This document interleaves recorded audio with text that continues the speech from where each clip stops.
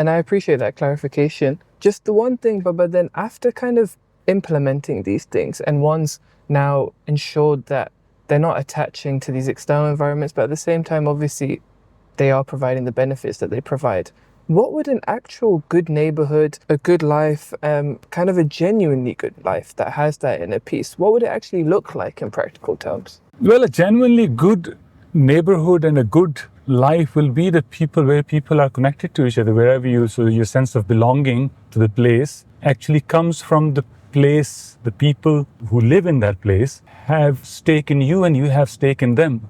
They take part in your life and you take part in theirs life. So neighborhood where people look out for each other, they comfort each other, they get involved in each other's difficult and good times. So that would be a good neighborhood to have. And at the same time, you have that because new life, of course, demands certain privacy and you don't intrude into each other's life either. So a neighborhood which understand the boundaries and at the same time have the empathy and kind of compassion for each other as well. The trouble is that there are few things which are very important to have that type of neighborhood. You know, in olden times, people would be living in one place for generations. So somebody would know your granddad, somebody would know your dad, somebody would know your uncles and your cousins. So that's how your connections would build.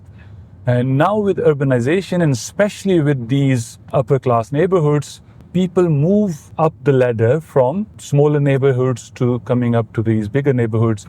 And they kind of lose those old connections because of it, which are generational either, and plus people have moved to cities from villages or small towns. So those kind of delinking from your generational links also creates that lack of connection and lack of belonging in a particular place. So it's quite difficult to find such neighborhoods in today's time. But of course, you can make an effort, and wherever you are, whichever street you live in, so of course you can go around and kind of keep an eye and speak to people and find out if they need you. So you can stay connected still you can stay connected.